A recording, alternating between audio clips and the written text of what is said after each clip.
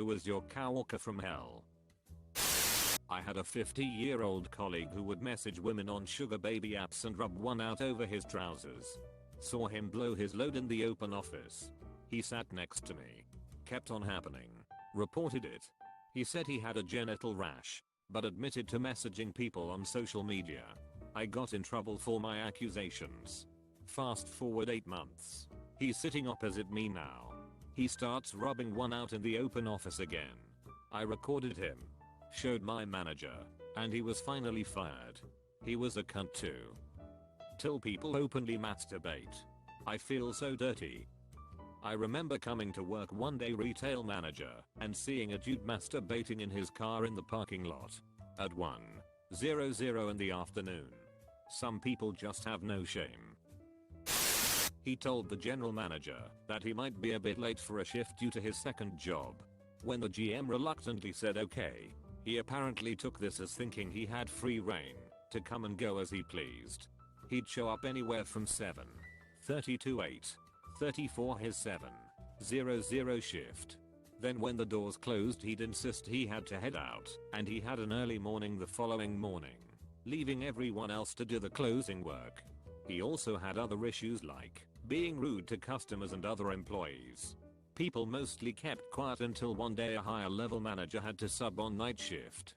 When he went to leave early and the rest of us with the work, the manager flipped. If you lay a peeping finger on that money before this work is completely done, don't bother coming back. The guy insisted he had permission and left anyway.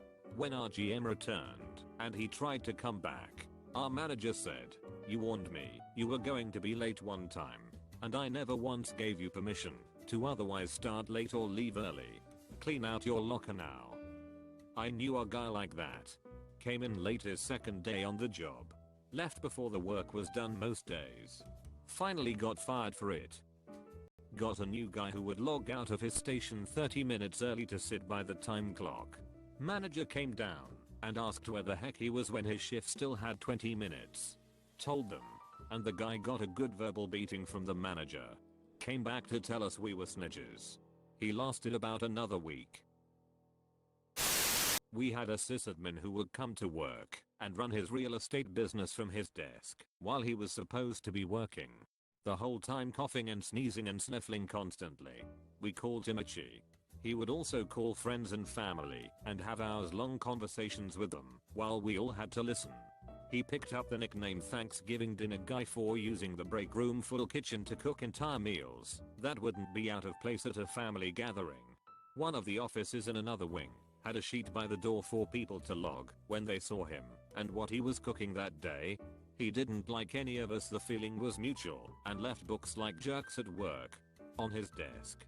When he finally got fired, they found out he never did any of his sysadmin work. No backups, no password changes, no log monitoring. When he finally got fired, they found out he never did any of his sysadmin work.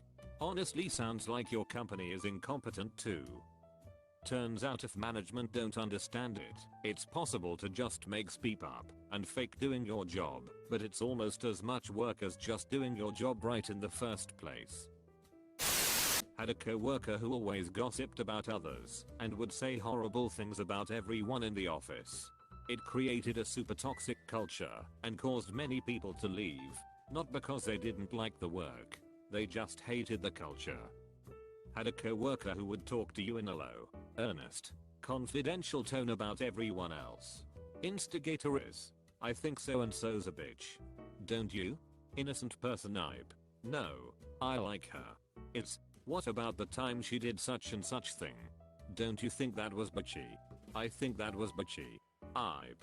Well, I guess I could see how people might think that was bitchy, but," is the next day, blasting to anyone who would listen. "OMG. Ibe told me she thinks so and so is a bitch. And she kept talking about the time she did such and such, and what a bitch she was for doing that. Fortunately she got cold shouldered out. Basically everyone removed her from social media and refused to talk to her in person about anything that wasn't strictly task related. She left shortly after. I work at a hotel with a restaurant, and every one of the restaurant workers was like this. The result was the most dysfunctional group of people I've ever seen. Certain people couldn't work alone together, otherwise it would end with a screaming match in front of the guests. Management frequently got into conflicts with them for just trying to get them to do their jobs. One positive impact COVID has had was that we don't have our restaurant open during the pandemic. I haven't missed that at all. I worked shifts. Can't go home unless I passes my reports to the next person. One particular bitch loves coming in late. Not 5 or 10 minutes late. I'm talking 25 to 30 minutes late. Best part, she loves bitching about how everyone is always on her ass for coming in late. She literally lives 5 minutes walk away from work, so no one knows why she's always late. Go get her ass. Surprise. Bitch, your shift starts now. So put down the ego and get your ass out here. He was in his 50s, had often uncontrolled diabetes, was 6 feet 4 tall. I was 24 and a foot shorter. Normally he was a teddy bear, but when his blood sugar got low he would get violent. He tried throwing punches at me for suggesting he get a Coke from the vending machine, and the whole good thing he's slow and clumsy in that state.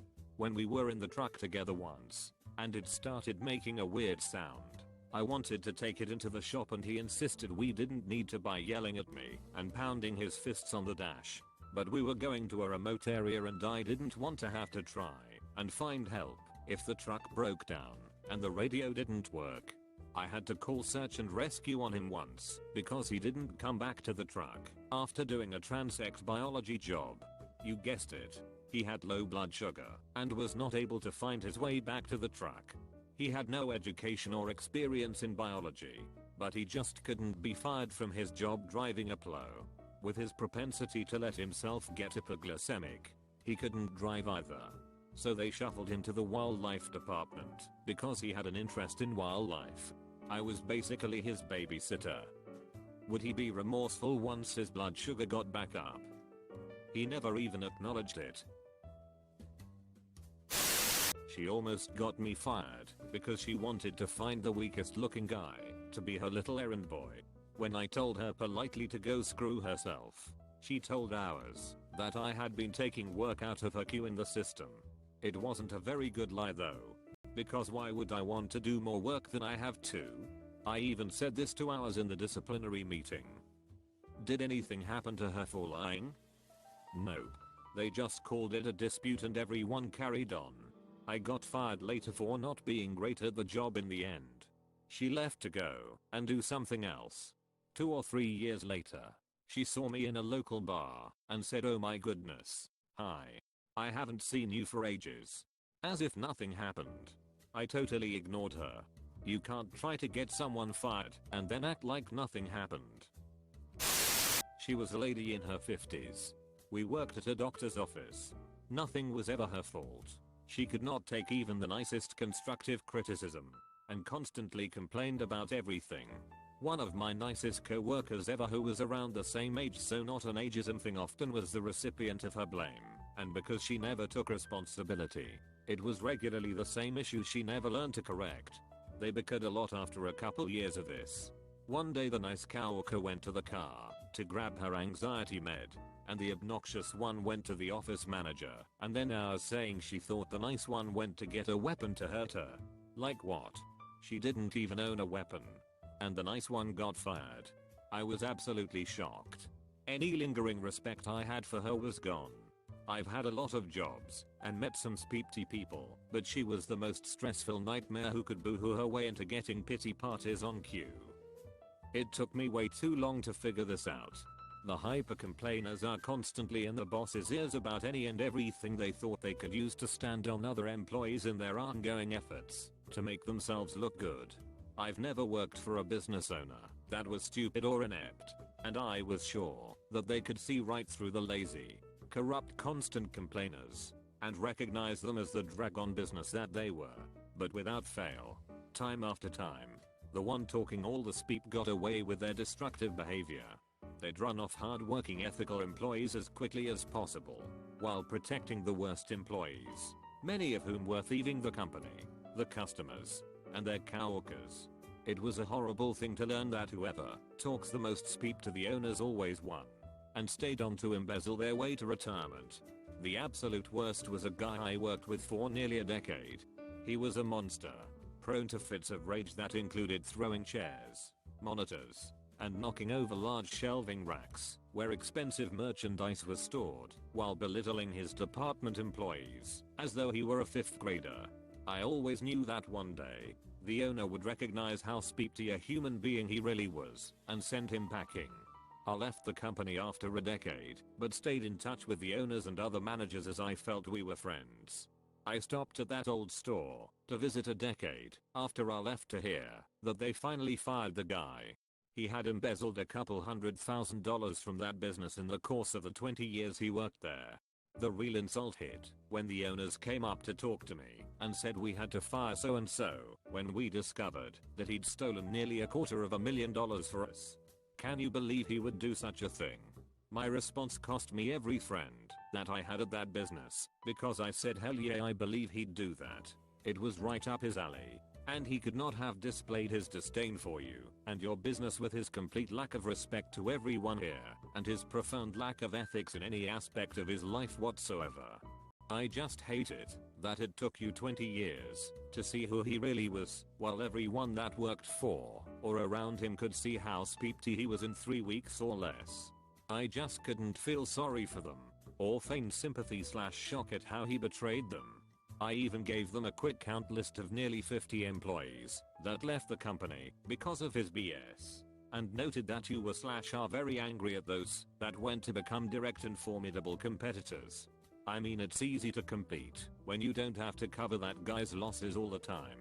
Whenever someone is talking mad speak to the bosses or other employees, you have to immediately put a stop to it and confront every single thing they say, because once they plant enough dishonest misinformation, they will be believed as gospel despite the mountains of evidence to the contrary. So every time that bitchy coworker goes into the boss's office to complain about you and everyone else in private, you and everyone else is likely being found guilty with the luxury of knowing the accusations or the chance to defend yourself and clear the air. Do the exact same thing they do, or it will become gospel and pile up until it's a gigantic steaming pile of speep about you.